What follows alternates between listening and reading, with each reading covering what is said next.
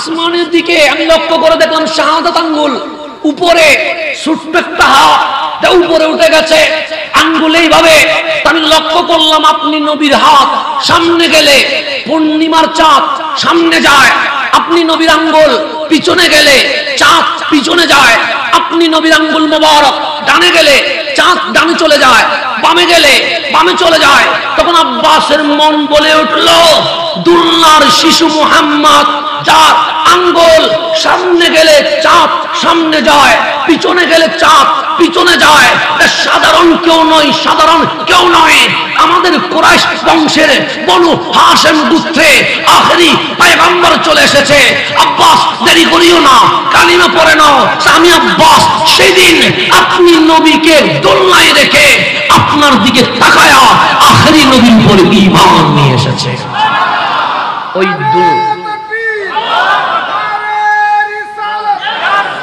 কামলিওয়ালা ডাক দিয়েছে, জান মাল যা আছে সবটাই নিয়ে মুস্তাফার কদমে চলে আসে। জুলাইবিবের কানে চলে আসছে, রাসূল জিহাদের ডাক দিয়েছে, নবীজি ডাকছে। জুলাইবিব বউয়ের চেহারা না থেকে বিছানা থেকে নামায় দাঁড়িয়ে গেছে। বউ অবাক হয়ে গেলেন, কিরে জুলাইবিব আমি না দেখে বিয়ে করলাম, জুলাইবিব মাত্র আমার চেহারা দেখবে কিন্তু না দেখে দাঁড়ায়া গেল কেন? জুলাইবিবের স্ত্রী বললেন, স্বামী গো আমার পছন্দ হয় নাই, সে পছন্দ না হলে কি বিয়ে করতাম, বড় পছন্দ হয়েছে সেই জন্য তো বিয়ে হয়েছে, তাহলে আমার চেহারার দিকে তাকালেন না কেন? দেখি নাই এই কারণে। হঠাৎ আমার কানে আওয়াজ আসছে মসজিদে নববীর মিম্বার থেকে, আমার আকা বলেছে জান মাল কোরবান করতে হলে নবীর কদমে চলে আসছো, আমার কাছে তো মাল নাই, আসে তো জান। সুতরাং শুনে রেখো স্ত্রী, বেঁচে থাকলে বহুত দিন বাসর ঘর সাজাবো কিন্তু নবীর কদমে জান দেওয়ার সুযোগ হবে না। তা আজকেই সুযোগ, আমার বাসর ঘরের দরকার নেই, মুস্তাফার কদমে জান দেওয়ার বড় দরকার। সারা বিশ্বের মুসলমান নবী প্রেমে মুগ্ধ হয়ে নবীর শুভ আগমনে খুশি হইয়া, যেমন আমার ঘরে সন্তান এসেছে তা আমরা খুশি হয়ে মুখ মলিন করি না, আমরা খুশি হয়ে ঘরের দরজা বন্ধ করি না, আমরা হসপিটাল ক্লিনিকে মিষ্টি বিতরণ করি, সমগ্র এলাকায় আমরা যে খুশি হয়েছি সেটা কাজে কর্মে প্রমাণ করি। করি কি করি না? সন্তান হলে আমরা কি ঘরে বসে থাকি? না। আপনি যদি বলেন খুশি হয়েছে, মুখ মলিন করেছেন, তখন আমি বুঝবো আমার ঘরে নিয়ামত আসাতে মুখে বলেছেন খুশি কিন্তু অন্তরে খুশি হতে পারেন নাই, কারণ আপনার মুখ, আপনার কাজ, আপনার কর্ম প্রমাণ করছে আপনি খুশি হতে পারেন নাই। তো নবীর মিলাদে আপনি ঈদ নাই মানান, নবীর মিলাদে আপনি সকল ঈদের সেরা ঈদ নাই বলেন, তা শাব্দিক অর্থে বলা যায়, কিন্তু মিলাদুন নবী তো আমরা সবাই মানি, সেটা যেই গণনার হোক। তো রবিউল আউয়াল আসলে অন্তত ঈদ যদি লিখতে ভালো না লাগে, ঈদ না লিখে মিলাদুন নবী তো পালন করা যায়। যায় কি যায় না? যায়। আপনি একটা শব্দ মানেন নাই, সমস্যা নাই, এটা নিয়ে ঝগড়া করার কি আছে, এটা নিয়ে বিরোধ করার কি আছে? আপনি যদি বলেন এই শব্দ নিয়ে আমার আপত্তি আছে, তো শব্দটা না লিখে মিলাদুন নবী লিখে আপনি খুশি প্রমাণ করেন, এটাতেও তো উম্মত জানবে যে দয়াল নবীর আগমনে সর্বস্তরের মুসলমান খুশি হয়ে গেছে। কথা ঠিক না? খুশি মানে এটা নিয়ে ঝগড়া করার কিছুই না, এটা শব্দ আর কি। যেমন আমি আজকে বললাম আমাদের আজকে ঈদের দিন, তো ঈদের দিন মানে কি বাস্তব ঈদের দিন না, মানুষ যখন নিয়ামত পায় সেটা ঈদের দিন হয়ে যায়। যেমন ঈসা আলাইহিস সালাম আল্লাহর দরবারে হাত তুললেন, মাওলা মুসা আলাইহিস সালামের যুগে আল্লাহ খাবার পাঠাতেন গায়েবী, যাকে মান্না সালোয়া বলা হয়। তো বনি ইসরাইলের রক একটু বাঁকা গাদ্দার টাইপের ছিল, তা আল্লাহর নিয়ামত পায়া তারা শুকরিয়া আদায় করতে পারে নাই। ওরা বলছে মাওলা মান্না সালোয়া এক খাবার, বারবার ভালো লাগে না, জমিনে পেঁয়াজ দাও, আলু দাও, চাউল দাও, তাহলে আমরা নিত্য নতুন তরকারি সবজি এগুলো খাবো। তা আল্লাহ মান্না সালোয়া বন্ধ করলেন, চাষবাসের মাধ্যমে মাওলা জমিনে আমাদেরকে রিজিক দিয়ে দিলেন। আগে কষ্ট ছিল না, এখন কষ্ট বাড়ছে। মাঝে মাঝে খাদ্য সংকট, মাঝে মাঝে বন্যায় খাবার নষ্ট করে ফেলে, মাঝে মাঝে তুফানে খাবার নষ্ট হয়ে যায়, মাঝে মাঝে ভূমিকম্পে জমিন ফেটে যায়। তাহলে আগে আল্লাহ ডাইরেক্ট বান্দার জন্য খাবার পাঠিয়ে দিতেন, কিন্তু মুসা আলাইহিস সালামের উম্মত বলছে এক খাবার ভালো লাগছে না, আমাদেরকে খাবার নতুন নতুন আইটেম যেন করতে পারি, খাবার দাও। তখন আল্লাহ কষ্ট বাড়ায়া দিলেন। তো ঈসা আলাইহিস সালাম বলে, মাওলা মুসা আলাইহিস সালামের উম্মত যদি মান্না সালোয়া পায়, তাহলে আমার উম্মতকে একদিনের জন্য হলেও মান্না সালোয়া দাও, তাতে করে আগে পরে সকলের জন্য যেন ঈদ হয়ে যায়।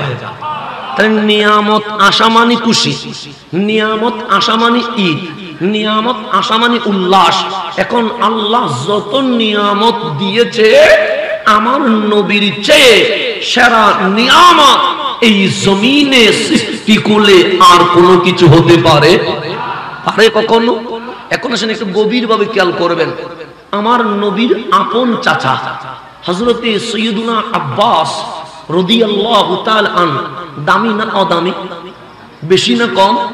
আমার নবী বলছেন, যাকে আমি আমার বাবার চোখে দেখি, অর্থাৎ চাচা, এই জিনিসটা কখনো মনে করি নাই। কারণ আমি নবী তো দুনিয়াতে এসে বাবার সাক্ষাৎ পাই নাই, কিন্তু আমার ইন্তেকাল পর্যন্ত আমি যারে মনে প্রাণে বাবা বলে সম্বোধন করেছি, উনি আমার চাচা সৈয়দুনা আব্বাস রাদিয়াল্লাহু তাআলা। খুব বেশি সম্মান করতেন। তা আমার নবীর আপন চাচি অর্থাৎ সৈয়দুনা আব্বাস রাদিয়াল্লাহু তাআলা নূর স্ত্রী, যাকে উম্মে ফদল বলা হয়, ওনাকে আমার রাসূল মা আমেনার মর্যাদা দিয়েছেন, মায়ের সম্মান দিয়েছেন। যেহেতু রাসূল শিশুকালে মাকে হারিয়েছেন, সুতরাং মা হিসেবে যাকে তাজিম করেছেন, উনি সৈয়দুনা আব্বাস রাদিয়াল্লাহু তাআলা নূর স্ত্রী, নবীর চাচি। আর বাবা হিসেবে যাকে সম্মান করেছেন, উনি নবীর চাচা সৈয়দুনা আব্বাস। সেই জন্য উম্মে ফদল রাদিয়াল্লাহু তাআলা আনহা তিনি ঘুমালেন, একটা ভয়ঙ্কর স্বপ্ন দেখলেন। স্বপ্ন নিয়ে তামাশা করা যায় না, স্বপ্ন নিয়ে মস্কারি করা যায় না, কারণ স্বপ্ন অনেক বড় জিনিস। যখন স্বপ্ন নবীদেরকে দেখানো হয়, তা ওহী হয়ে যায়। স্বপ্ন যখন আল্লাহর প্রিয় বান্দা ওলিদেরকে দেখানো হয়, তখন সেটা ইলহাম হয়ে যায়। স্বপ্ন যখন আমার মতো আপনার মতো সাধারণ ব্যক্তিকে দেখানো হয়, তা দুটি জিনিস হয়। এক, হয়তোবা আগাম কোন বিপদ সংকেত মাওলা আপনাকে স্বপ্নে দেখিয়ে সতর্ক করছে, বান্দা আজকে থেকে যদি সতর্ক হয়ে যাও, সামনে আর বিপদ আসবে। অথবা এমন কোন স্বপ্ন আপনাকে রহমান বুশরা শুভ সংবাদ দিয়েছে, আগের অন্ধকার দিন যাবে না, কালো অধ্যায় যাবে না, তোমার আগামীর দিন আমি আল্লাহ তোমাকে নিয়ামত দিয়ে সুখ শান্তির দিন করে দেব। স্বপ্ন, স্বপ্ন ভালো জিনিস, স্বপ্ন খারাপ জিনিস নয়। সেজন্য স্বপ্ন যখন দেখবেন, স্বপ্ন বলা যায়, স্বপ্ন বলতে কোনো সমস্যা নাই, কিন্তু তিনটা দায়িত্ব পালন করতে হয়। এক, স্বপ্ন দেখলে আসর টু মাগরিব, মানে আসর থেকে মাগরিব পর্যন্ত স্বপ্নের কথা কাউরে বলবেন না। দুই, পৃথিবীতে অনেকেই আপনাকে দেখতে পারে আপনার উন্নতি কামনা করে, কিন্তু এমনও কেউ আছে যে আপনার উন্নতি দেখতে পারে, এরকম আছে না? নাই আছে। শুভাকাঙ্ক্ষীও আছে, বিদ্বেষীও আছে। স্বপ্নের কথা কখনো শত্রুকে বলবেন না ভুলেও। তিন, স্বপ্ন যখন দেখবেন, প্রথম স্বপ্নের কথা যে কাউকে বলবেন না। একজন পরহেজগার, আল্লাহ বিরু, খুদা বিরু, মুত্তাকি একজন আলেমে দ্বীনকে শেয়ার করবেন। কেন? কারণ স্বপ্নের প্রথম ব্যাখ্যা যেটা হয়, এটার উপর প্রতিফলন হয়। এখন আপনি যারে তারে যদি বলেন, স্বপ্ন যদি ভালো হয়, ব্যাখ্যা যদি ভুল করে, তাহলে ওই নিয়ামত আসবে না। সেই জন্য প্রথম একজন ভালো মুত্তাকি পরহেজগার আলেমকে বলবেন, এরপর যারা ইচ্ছা তারে বলিয়েন। এই তিনটা দায়িত্ব পালন করবেন স্বপ্নের ব্যাপারে, কারণ আল্লাহ স্বপ্নের মাঝে অসংখ্য লুকায়িত নিয়ামত এই স্বপ্নের ভিতরে রেখে দিয়েছে। তো উম্মে ফদল রাদিয়াল্লাহু তাআলা আনহা নবীর আপন চাচি হযরতে আব্বাস রাদিয়াল্লাহু তাআলা আনহুর স্ত্রী স্বপ্ন দেখলেন ভয়ঙ্কর। সেজন্য অনেক সময় ভয়ঙ্কর স্বপ্ন নিয়ামত হয়, অনেক সময় সুন্দর স্বপ্ন কিয়ামত হয়, এটা মনে রাখবেন। সেজন্য ভয়ঙ্কর স্বপ্ন দেখলে ঘাবড়ে যাবেন না। হযরতে উম্মে ফাদল ঘুম থেকে উঠে ঘাবড়ে গেছে, রাতভর কান্নার পর কান্না, সকাল হতে দেরি আমার নবীর দরবারে চলে এসেছে। ডাক দিয়ে বলছেন, নবীরে আমি মারাত্মক স্বপ্ন দেখেছি, বড় ভয়ঙ্কর স্বপ্ন দেখেছি। এই স্বপ্ন আমি আমার স্বামী হযরতে আব্বাসকে বলি নাই, এই স্বপ্নের কথা আমার ছেলে আব্দুল্লাহ ইবনে আব্বাসকে বলি নাই, আমি দুনিয়ার কোন নারীকে শেয়ার করি নাই। আপনি নবীর কদমে এসেছে। আমার রাসূল বললেন, চাচি আমাকে মন খুলে আপনার স্বপ্নের কথা বলতে পারবেন, এতে কোনো ঝামেলা নাই। কিন্তু চাচি জান কাঁপছে। আমার রাসূল বলেন, লা তাখাফি, কোনো ভয় করিয়েন না, আমি নবী রাহমাতুল লিল আলামিন। এখন উম্মে ফাদল বলে, নবীরে কেমনে বলি, বড় ভয়ঙ্কর স্বপ্ন, স্বপ্নের সিন যদি মনে পড়ে আমার গায়ে শুধু কাঁপানি শুরু হয়ে যায়। আমার রাসূল বললেন, কোনো সমস্যা নেই, আপনি স্বপ্নের কথা আমাকে নির্ভয়ে বলেন, আমি বুঝবো শুনলে স্বপ্নের ভেতরে কি আছে। এখন উম্মে ফাদল বলেন, আমি গভীর রাত যখন হয়ে গেছে হঠাৎ দেখতে পেলাম আপনি নবী বসে আছেন, আপনি রাসূলকে আমি স্বপ্নে দেখলাম, কিন্তু হঠাৎ ভয়ঙ্কর দৃশ্য, আপনি নবীর শরীর থেকে একটা টুকরো কেটে গেছে, যেটা রক্তে আবৃত হয়ে আছে, ওই টুকরোটা জমিনে পড়ছে, কিন্তু জমিনে না পড়ে আমি উম্মে ফাদলের কোলে চলে এসেছে। আমার নবীর শরীর মোবারক কি হয়ে গেছে, কেটে গেছে। তো কাটা জিনিসটা কি ভয়ঙ্কর না ভালো? ভয়ঙ্কর, কারণ হাত কেটে যাওয়া, পা কেটে যাওয়া, বুক কেটে যাওয়া ভয়ঙ্কর। আর কাটছে দুনিয়ার কারণ নয়, যিনি আল্লাহর হাবিব রহমাতুল লিল আলামিন, আমার নবীর শরীরের একটা অংশ কেটে গেছে, যে রক্তে আবৃত হয়ে আছে, জমিনে পড়ছে, কিন্তু জমিনে না পড়ে উম্মে ফাদলের কোলে চলে গেছে। এখন উম্মে ফাদল কান্না করে বলছেন, নবীরে কত ভয়ঙ্কর স্বপ্ন আমি দেখেছি, আপনার শরীরের জিসমে আথারের অংশ কেটে গেছে, রক্তে লাল, ওই অংশটা জমিনে না পড়ে আমি উম্মে ফাদলের কোলে চলে এসেছে। আমার রাসূল হাসি দিয়ে বলে, ভয়ঙ্কর নয়, স্বপ্নটা বড় নিয়ামত। সে কেমনে নিয়ামত? আপনার শরীর কেটে গেছে, মাংস মুবারক জমিনে পড়ছে, টুকরোটা আমার কোলে এসেছে, এটা নিয়ামত হয় কেমনে? আমার রাসূল বলেন, মাঝে মাঝে ভয়ঙ্কর স্বপ্ন নিয়ামতে রূপান্তরিত হয়। চাচি ঘাবড়ায়েন না, ফাতেমার ঘরে হুসাইন আসতে শুরু করেছে, হুসাইন ফাতেমার কোল থেকে সর্বপ্রথম আপনি উম্মে ফাদলের কোলে চলে যাবেন। তাহলে স্বপ্নটা কি ভয়ঙ্কর নিয়ামত? এখন উম্মে ফাদল বলতেন, মাংস কাটছে কেন? তখন আমার রাসূল বলেন, হুসাইনুম মিন্নি ওয়া আনা মিন হুসাইন, আমার অংশের নাম, আমার টুকরোর নাম, আমার মেসালের নাম হুসাইন, সেই জন্য আপনি দেখলেন আমার অংশ কেটে গেছে। তার মানে ফাতেমার ঘরে আমার আওলাদ আসতে শুরু করেছে। মারে এই আওলাদকে দুনিয়ার জমিনে সর্বপ্রথম কেউ কোলে নিতে পারবে না, না আলী নিবে, না আমি রাসূল নিব, সর্বপ্রথম ফাতেমার কোল থেকে হুসাইন আপনার কোলে তশরীফ নিয়ে যাবে। তাহলে স্বপ্ন ভয়ঙ্কর মনে হয়েছে, কিন্তু ব্যাখ্যা শুনে মনে হচ্ছে এটার চেয়ে বড় নিয়ামত আর নাই। এভাবে করে আমার রাসূল সৈয়দুনা আব্বাসের পরিবারকে এমন সম্মান দিয়েছেন। হুসাইন এসেছে, কোলে নিয়েছে উম্মে ফাদল।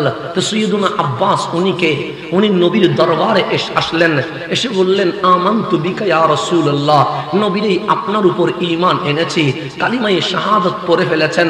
এখন আমার নবীর ডানেও সাহাবী, বামেও সাহাবী, সামনেও সাহাবী, সবাই উল্লাস করে তাকবীর দিলেন।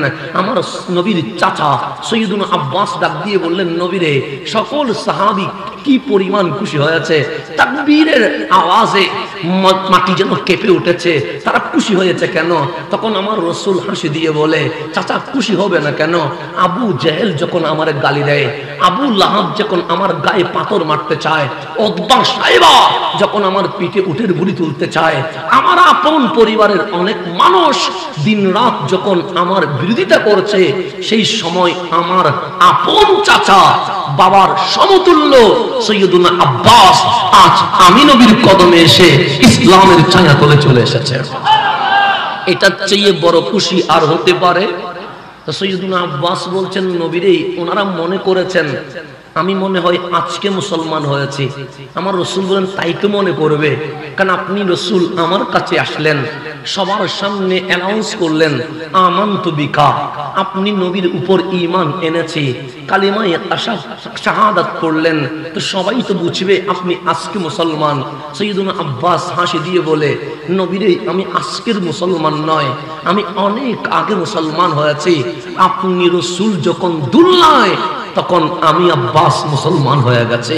এখন সবাই বললেন, কিরে রসুল তো 30 বছর সময়ে নবুয়ত প্রকাশ করে নাই, রসুল তো যৌবনের 25 বছর সময়ে নবুয়ত প্রকাশ করে নাই, রসুল তো নিজেকে নবী, নিজেকে রসুল বলেছেন 40 বছর পর গারে হেরা থেকে নেমে তারপর মক্কার মানুষকে ইকরা বিইসমি রাব্বিকাল্লাযী খালাক বলে নবুয়ত প্রকাশ করেছে। সিদ্দিক আকবর নবীর কদমে চলে এসেছে, উসমান ও যুন্নুরাইন নবীর কদমে চলে এসেছে, মাওলা আলী নবীর কদমে চলে এসেছে, খাদিজাতুল কুবরা নবীর কদমে চলে এসেছে, আম্মা জান আয়েশা সিদ্দিকা নবীর কদমে চলে এসেছে, সাইয়্যিদুনা বেলাল নবীর কদমে চলে এসেছে, আবু যর গফারি নবীর কদমে চলে এসেছে, ফারুক আজম নবীর কদমে চলে এসেছে। তাহলে ওনারা নবীর কদমে এসেছে নবুয়ত প্রকাশ করার আগে না পরে? পরে। কারণ 40 বছর পর্যন্ত আমার নবী ইসলামের দাওয়াত দেয় নাই, নিজে নামাজ পড়েছে, কাউকে নামাজের কথা বলে নাই, নিজে আল্লাহর জিকির করেছে, কাউরে মাওলার জিকিরের কথা বলে নাই। কেন? আল্লাহ বলে, হাবিব এই 40 বছর আপনি হাঁটবেন, আপনি বসবেন, আপনি খাবেন, আপনি লেনদেন করবেন, আপনি চাকরি করবেন, আপনি ব্যবসা করবেন, আপনি সংসার করবেন, আপনি নবী কান্না করবেন, আপনি নবী কথা বলবেন, আপনি নবী চুপ দিয়ে দেখবেন, আপনি রসুল কান দিয়ে শুনবেন, আপনি নবী জবান দিয়ে বলবেন, আপনি নবী হাত দিয়ে কাজ করবেন, পা দিয়ে হাঁটবেন। এই 40 বছর মক্কার মানুষ আপনার চুল থেকে নখ পর্যন্ত তাকাবে, আপনার এই শৈশব থেকে আমেনার গড় থেকে গারে হেরা পর্যন্ত মক্কার মানুষ তাকানোর পর বলবে আল আমিন, বলবে আস-সাদিক, যার কোনো দোষ নাই, ত্রুটি নাই, উনি আমেনার শাহজাদা মুহাম্মদুর রাসূলুল্লাহ সাল্লাল্লাহু আলাইহি ওয়াসাল্লাম। এই 40 বছর আমার নবীর দোষ ত্রুটি পাপ ভুল না পাওয়া আমার নবীর মাসুমিয়ত ইসলামের দলিল হয়ে যাবে। আগে দেখা, আগে কি মানুষ বসে কিভাবে, মানুষ খায় কিভাবে, মানুষ হাসি দেয় কিভাবে, মানুষ কান্না করে কিভাবে, মানুষের কদম কয় ইঞ্চি পর পর পরে, এটা কোথাও লেখা নাই। কিন্তু এই পৃথিবীর জমিনে শুধু একটা জাত আছে, মসজিদে কোন পা দিয়ে ঢুকেছে, বাথরুম থেকে কোন পা দিয়ে বের হয়েছে, সমস্ত আগা টু লাশ আপনার নবীর জীবনী পৃথিবীর ইতিহাসে লিখে দেওয়া হয়েছে। আছে না নাই? নবীজি মসজিদে ঢুকেছে কোন পা দিয়ে? জীবনীতে লেখা আছে নাই? নবীজি মসজিদ থেকে বের হয়েছে কোন পা দিয়ে? নবীজি বাথরুমে ঢুকেছে কোন পা দিয়ে? বের হয়েছে কোন পা দিয়ে? ডান পা দিয়ে। তাহলে আমরা বাথরুমে আমি ঢুকলে কেউ কি দেখবে কোন পা দিয়ে ঢুকি? আমি বের হলে দেখবে কোন পা দিয়ে বের হয়? মসজিদে আমি ঢুকলে, হুজুর ঢুকলে ঢুকুক না, কোন পা দিয়ে ঢুকছে কিছু দরকার, কেউ কি দেখবে না? আপনার নবী পানি কিভাবে পান করে এটাও সাহাবায়ে কেরাম লিখে দিয়েছে। আপনার নবীকে দেখতে লম্বায় কত ফুট মনে হয় এটাও সাহাবায়ে কেরাম লিখে দিয়েছে। সেজন্য যখন শামাইল উল্টাবেন আপনার রসুলের লম্বা দৈর্ঘ্য কতটুকু, সাহাবায়ে কেরাম বলেন 9 বাটি 9 লম্বা। কারণ বেশি লম্বা হলেও দেখতে খারাপ দেখায়, বেশি বাটি হলেও দেখতে খারাপ দেখায়। বললেন মাঝারি সাইজ, তো মাঝারি সাইজ হলে আমরা তো অন্তত একটা অনুমান করতে পারি, হয়তোবা 6 ফুট হবে, না হয় 7 ফুট হবে। কিন্তু সাহাবায়ে কেরামকে জিজ্ঞেস করেন, ও দয়াল নবীর সাহাবী, তোমরাই বললেন নবী বাটিও নয়, লম্বাও নয়, মাঝারি, কতটুকু হবে সেটা তো বলা যায় না। কেন? হজ্জাতুল বিদায় 1.25 লক্ষ সাহাবীর মাঝে মাথা তুলে দেখি সবার উপরে নবীরে দেখা যায়। সবার উপরে কারে দেখা যায়? আপনি মাপবেন কেমনে? দেখলে মনে হয় লম্বাও নয়, বাটিও, কিন্তু সবাই যখন দাঁড়ায় তখন আপনি মাথা তুললে নবীর উপরে আর কাউরে দেখা যায় না, সবার উপরে রাসূল দেখা যায়। আপনার নবীর পানি পান করা থেকে শুরু করে বাথরুমে যাওয়া পর্যন্ত পৃথিবীর ইতিহাসের সমস্ত বইয়ে লেখা আছে। কেন? আল্লাহ মেসেজ দিচ্ছে, নজরুল তোমার আদর্শ নয়, রবীন্দ্রনাথ তোমার আদর্শ নয়, নীল আর্মস্ট্রং তোমার অনুপ্রেরণা নয়, পৃথিবীর কোন নায়ক নায়িকা খেলোয়াড় লিডার তোমার অনুসরণীয় অনুকরণীয় নয়। লাকাদ কানা লাকুম ফি রাসূলিল্লাহি উসওয়াতুন হাসানা, শুধুমাত্র আমার নবীর মাঝে আমি আল্লাহ তোমাদের জন্য আদর্শ রেখে দিয়েছি। আমি আল্লাহ তোমাদের জন্য কি রেখে দিয়েছি? আপনি জীবনে একবার খেয়াল করে দেখেছেন, আপনার নবী যখন মসজিদে ঢুকে ডান পা দিয়ে ঢুকে, কথা ঠিক না? আবার বাথরুমে যখন ঢুকে বাম পা দিয়ে ঢুকে। আপনি তো একটা উলট পালট করে দিতে পারেন, কি ইয়া রাসূলুল্লাহ, মানে বাম পা দিয়ে মসজিদে ঢুকলে সমস্যা কি? পা তো পায়, ডান পাও পা, বাম পাও, ডান হাতও হাত, বাম হাতও হাত। ডান হাত খাবারে ইউজ করি, বাম হাত পাক করার কাজে ইউজ করি বিদায়, বাম হাতকে আমরা অন্য জায়গায় কাজে লাগাই বিদায়, এটা অন্য কিছু করি না। কিন্তু আমার ডান পার বাম পা নিয়ে তো কোনো ঝামেলা নাই। তো ইয়া রাসূলুল্লাহ, আপনি ডান পা দিয়ে মসজিদে, বাম পা দিয়ে বাথরুমে, কারণ কি? তখন আপনি একটু গবেষণা করলে বুঝে যাবেন, আমরা যখন মসজিদে ঢুকি তখন ডান পা দিয়ে ঢুকি, মসজিদ থেকে যখন বের হয় বাম পা দিয়ে বের হয়। তাহলে বের হওয়ার সময় ডান পা মসজিদের ভেতরে, বাম পা মসজিদের বাইরে, ঢুকার সময় ডান পা মসজিদের ভিতরে, বাম পা মসজিদের বাইরে। আবার বাথরুমে ঢুকলে বাম পা বাথরুমের ভিতরে, ডান পা বাথরুমের বাইরে। বের হওয়ার সময় বাম পা বাহিরে, ডান পা বাহিরে, বাম পা। কেন? শুধুমাত্র একটা কারণে, কারণ কখন আজরাইল আসে তা কেউ জানে না। তা আমার নবী ডান পা দিয়ে ঢুকলেন, কারণ ডান পায়ে জোর বেশি, বাম পায়ে জোর কম। তা আল্লাহ না করুক আপনার মরণ যদি ওই ঢুকার সময় হয়, আল্লাহ যখন বলবে জিবরিল জান কবজ করো, জান যখন আজরাইল কবজ করবে, আপনার বডি মসজিদের বাহিরে নয় মসজিদের ভিতরে গিয়ে পড়বে। আপনি যখন মসজিদ থেকে বের হবেন, বাম পা বাহিরে, ডান পা ভেতরে, ডান পায়ের পাওয়ার বেশি। আজরাইল যদি আপনার ওই মুহূর্তে জান কবজ করে, যখন জান কবজ করবে, অথচ বাম পা বাহিরে দিয়েছেন, ডান পা ভেতরে, কিন্তু জান যখন কবজ করবে আপনি বাহিরে পড়বেন না, আপনি ভেতরে পড়ে যাবেন। মৃত্যুটা মসজিদের ভিতরে হয়ে যাবে। মসজিদের ভেতরে মৃত্যু হওয়া মানে জান্নাতের ভিতরে হয়ে গেছে। মসজিদ মানেই তো জান্নাত, কথা ঠিক না? আল্লাহ রাসূল সারিও ইলাল জান্নাহ, দৌড়ে দৌড়ে জান্নাতে যাও। সাহাবায়ে কেরাম বলে জান্নাত তো মরার পরে, এখানে কোথায়? আল মাসাজিদ, দুনিয়ার যত মসজিদ আছে সবগুলো এক একটা জান্নাত হয়ে আছে। এক একটা কি হয়ে আছে? এখন বাথরুমে ঢুকছেন, আল্লাহ মরণ কোথায় রাখছে এটা তো আমরা জানি না। বাথরুমে বাম পা দিয়ে ঢুকছি, ডান পা কোথায়? বাহিরে। আল্লাহ যদি মরণ লিখে রাখে ওখানে, আজরাইল যাও বান্দার জানটা কবজ করো। জান যখন কবজ করবে, ডান পা যেহেতু বাহিরে, বাম পা যেহেতু ভেতরে, জোর আছে কোথায়? ডান পায়ে। আপনি বাথরুমের ভেতরে মরবেন না, মরলে বাথরুমের বাহিরে মরবেন। আবার বের হওয়ার সময় বাম পা বাহিরে, ডান পা বাহিরে, বাম পা ভেতরে। এখন যদি মৃত্যু ওখানে লেখা থাকে, জান যখন কবজ করবে আপনি বাথরুমের ভেতরে নয়, আপনি বাথরুমের বাহিরে গিয়ে মারা যাবেন। রাসূলে পাক আপনাকে এমন সিস্টেমে মসজিদ আর বাথরুম পা দিয়ে আলোক করে দিয়েছে, আমার উম্মত বাথরুমে নয়, আমার উম্মতের মরণ যেন মসজিদে হয়ে যায়। নাই, আপনার রাসূলের সমস্ত আদর্শ বিজ্ঞানময়, সমস্ত আদর্শ সায়েন্স সাপোর্ট করে। এমন কোন আদর্শ নাই যেটার উপর আঙ্গুল তুলে বলবে নবীর এই আদর্শটা বিজ্ঞানের বিপরীত। এটা বলতে পারবে? পানি পান করছে একসাথে নয়, আস্তে আস্তে করে তিনটা স্টেপ নিয়ে, এটা হচ্ছে স্থিরভাবে। কারণ মানুষ তাড়াহুড়া করলে স্ট্রোক হওয়ার সম্ভাবনা থাকে। বাথরুমে যখন যাবেন, আপনাকে চাইলে আল্লাহ রসুল বলতে পারতেন ডাইরেক্ট গোসল করে ফেলিও, কারণ আমি বাথরুমে ঢুকেছি কেন? পবিত্র হওয়ার জন্য।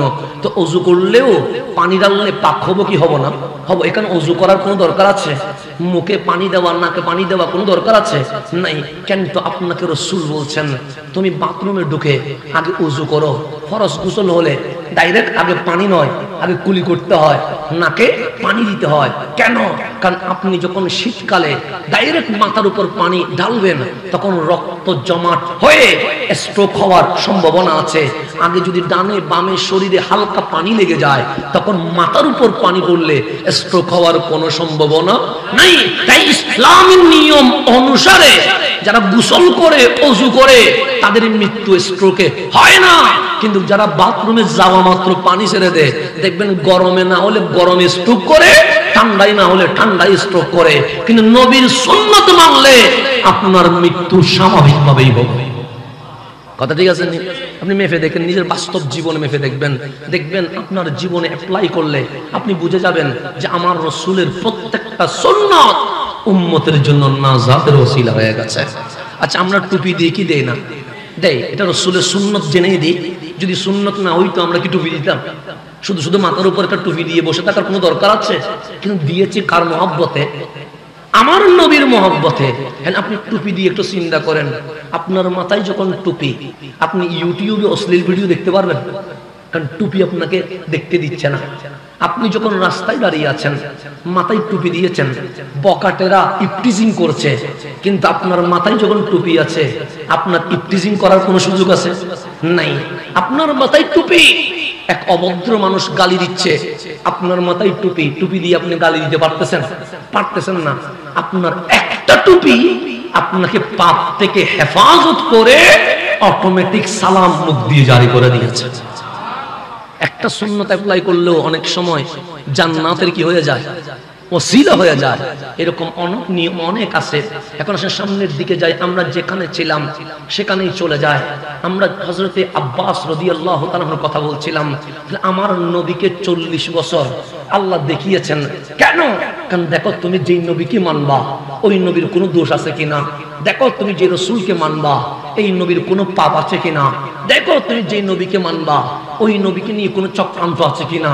কিন্তু মক্কার মানুষ দেখলো 40 বছর কিন্তু একটা মিনিট আমার নবীর ভুল আছে এটা কেউ প্রমাণ করতে পারছে? মা আমেনার গড় থেকে শুরু করে 63 বছর পর্যন্ত আপনি কিতাব উল্টান। বিশেষ করে আমি যদি আপনাকে বলি সুবুলুল হুদা ওয়ার রাশাদ, এই কিতাবটা যদি আপনি পড়েন, বিশাল খণ্ড মা আমেনার গড় থেকে নবীর ইন্তেকাল পর্যন্ত প্রত্যেকটা মোমেন্ট পৃষ্ঠার মধ্যে লেখা হয়ে গেছে। আপনার নবী কখন চোখ খুলেছে, আপনার নবী কোন অবস্থায় চোখ বন্ধ করেছে, আপনার নবী কোন অবস্থায় হেঁটেছে, আপনার নবী কোন অবস্থায় বসেছে, আপনার নবী কোন কোন সালে, কোন কোন সময়ে, কোন কোন মিনিটে, কোন কোন সেকেন্ডে হাসি দিয়ে পুরো বিশ্বকে আলোকিত করেছে, এটা পর্যন্ত কিতাবে লেখা আছে। আমরা কখন হাসি এটা কোনোদিন কেউ লিখে? কারণ মানুষের হাসা নিয়ে কখন লিখবে?